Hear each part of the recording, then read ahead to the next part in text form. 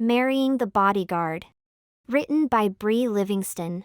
Copyright 2018. Chapter 1. Lexi Maharis stepped inside her small apartment and leaned against the door. She'd done it. Her final year of clinical rotations was finished, and now all she had left was her residency. Of course, she wanted to stay at Stanford, but that was highly unlikely. Hopefully, she'd be matched with a great program. She'd certainly studied hard enough. A tap came from the door. Ms. Maharis, we made a deal. I search the apartment and then I stay out. Her lip curled up. Jake Maverick. A bodyguard, courtesy of her papa. He was one of 4 who rotated for her guard duty. Only, no one had attempted to kidnap her or anything else dubious in the last year. Anytime she asked about the sudden need for protection, her papa would only say the world was getting dangerous and it gave him peace of mind. She opened the door and crossed her arms over her chest. You've been working for my papa for a bit over 6 months. No one has tried to hurt me. There hasn't even been the slightest attempt. What makes you think it'll happen now? His dark blue ocean eyes held hers, and, like usual, a shiver ran down her spine. She didn't know what it was, but when he stared at her, it felt like he was trying to read her mind. One corner of his mouth quirked up. Perhaps no one has attempted anything because I'm thorough. His voice was deep and controlled. Well, all of him was. Slow, methodical, and controlled. If stoic had a picture in the dictionary, it'd be him. He was more than a foot taller than her, with long, curly dark hair down to his elbows that he pulled back with a tie. A deep groove cut through his eyebrow at a slant, and she could sometimes catch the hint of what looked like a tattoo on his neck. He was massive too, arms like cannons.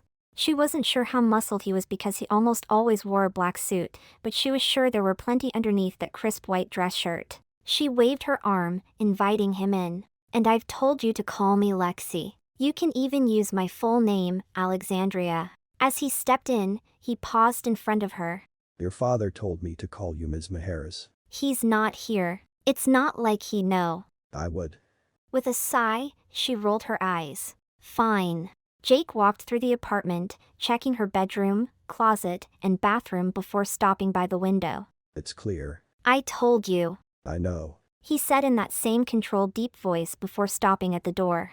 With his back to her, he said, Congratulations on finishing your clinical rotations. Then he stepped out of her apartment and shut the door behind him. Her jaw dropped, and she gaped at the door. How did he even know? It wasn't like they talked a lot. In fact, she knew nothing about him other than he wasn't her type.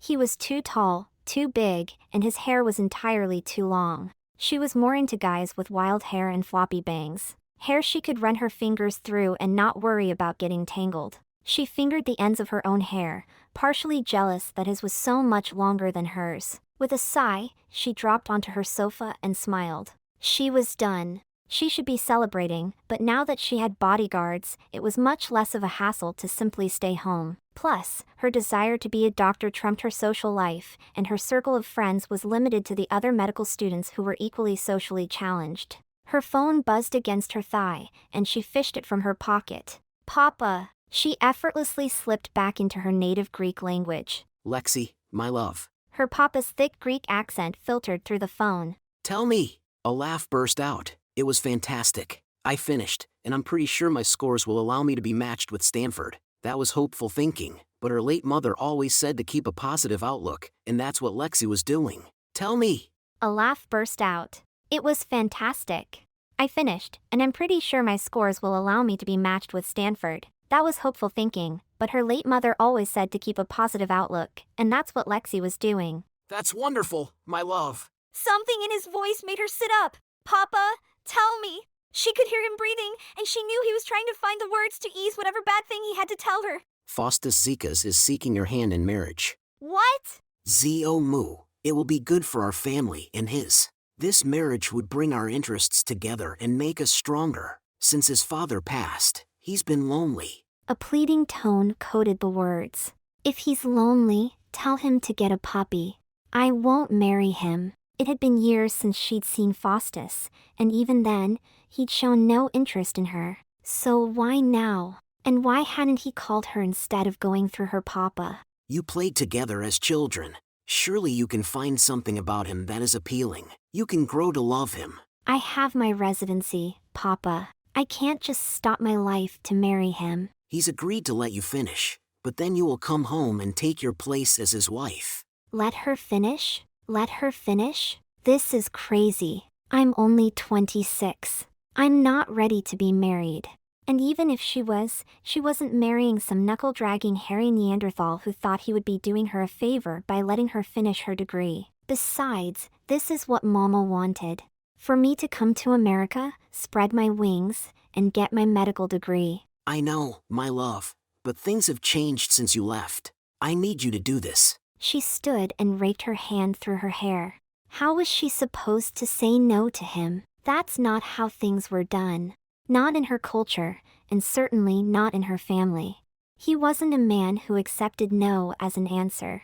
But, Papa, I don't love him. I can't marry someone I don't love. Alexandria Helena Christos Maharis, you will do this, and there will be no more discussion. In 1 week's time, Faustus and I will arrive. You will join us for dinner where we will discuss the details. I expect you to be friendly and welcoming. Her papa said with a cruelty in his voice she'd never heard before. Tears streaked down her cheeks. But, Papa... No! He barked! She stumbled to the desk in the corner near the window and braced her hand on the edge. I get no say at all. You would make me do this?